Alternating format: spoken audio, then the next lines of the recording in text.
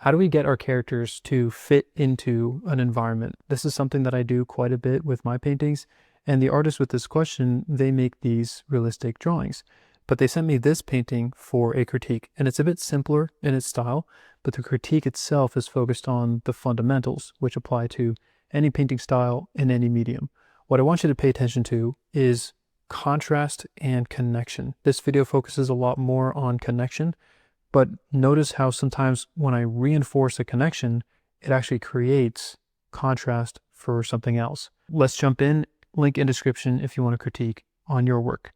Thank you for sharing this. I think it's very fun and playful, kind of a fun story going on. The colors in here to here are all really, really nice. Now, you had asked about how do you make the characters feel like they're more part of the environment. If you want something to look more like it's part of the environment, then you have to look at the ambient colors of the surrounding environment. And we got kind of two environments, if that makes sense. So the first one, the obvious one, is the environment of the sky. So we want to bring blue into the environment that's up front, just like what you did in here beautifully. These cooler colors connect with the sky. They make this feel like it's part of the sky. That's great. And you have some bluish shadows for these shadows in here. So the shadows are connecting them to the environment, right? But we also have another element, which is that this is like this big old U shape. And we can tell that the light is coming from above and to the right. The light is shining on this. Wouldn't it be bouncing light, ambient light, into these shadows? And wouldn't it be bouncing its color, this golden yellow color?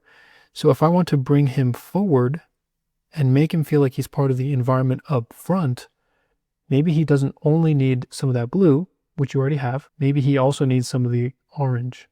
So I'll take some of this. I might get even a little bit more colorful, something more like that. What if some of these areas that are some planes that are facing this direction, what if they get some orange? And now see how that orange is kind of connecting. What about down here? So planes that are facing down might also have some light bouncing back up into those shadows. And that just pulled him forward because contrast from the background now. Our shadows are often the glue, but in this case, if you want him to feel suspended and that he's connected to this scene, maybe giving him some more warm shadows would connect him that way. If you want this guy to blend in more, then maybe his shadows are more red and more similar to each other. And then he starts to blend into the environment a little bit better. This guy too. Maybe there's some warmer colors on some bottom planes, bringing him forward. And here, look at how blue this is. But why? If this is the color of shadow, why would this be that color? Why wouldn't it be more like this or a little bit darker even? So shadows take on the ambient color of the environment. That's the lesson here. So you can take some orange, bring a little bit of that warmth into the shadows on your character, connecting him to the scene. And then it's in the lights that you make him jump out, usually. So you can really like push and pull these things and manipulating contrast to drive people to look where you want them to look. One thing that is a little bit visually confusing is this area in here. This feels like a shadow, not a light. This is a shadow. These are shadow shapes. This is a shadow shape. This is the same color. So you're using a shade that is functioning as a shadow over here and putting it over here. So this makes it feel like it's not in the light. So if you want to change that, I might take something more like this. Subtle, but just a little bit of a change. And look at how drastic of a difference that is. That feels more consistent with the light.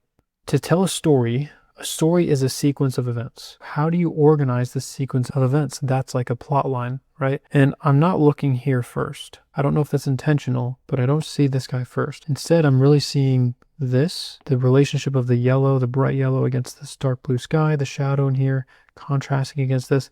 I'm really seeing the cliffs themselves. I know that something is going on, but I'm more captivated by this because there's color contrast and there's value contrast. In here, really strong value contrast. So I'm drawn to these areas. I like them, but that's really the first thing that I'm seeing is, oh, this is a nice landscape painting. And then I'm like, oh, look, there's something happening. So if we want to draw more attention to your characters, I might try to increase the contrast in the characters, or I could reduce the contrast in the areas that are drawing a lot of attention, like this. Now, as I said, I really like this, but maybe I go for simplicity. So let me do this. If I sort of just homogenize the colors of the shadow to all be more similar to each other, then our eyes are going to start to gravitate to other areas instead. See how just by making this all more the same, we're not gravitating over here, and instead I feel like I'm seeing the character a little bit more first. So value contrast, color contrast, and edge contrast are the three things you want to look for. So this is like the first thing that I see because it has all three of those elements happening. You actually have the ability to manipulate the sequence of events that someone would experience when they look at your art and go on a journey.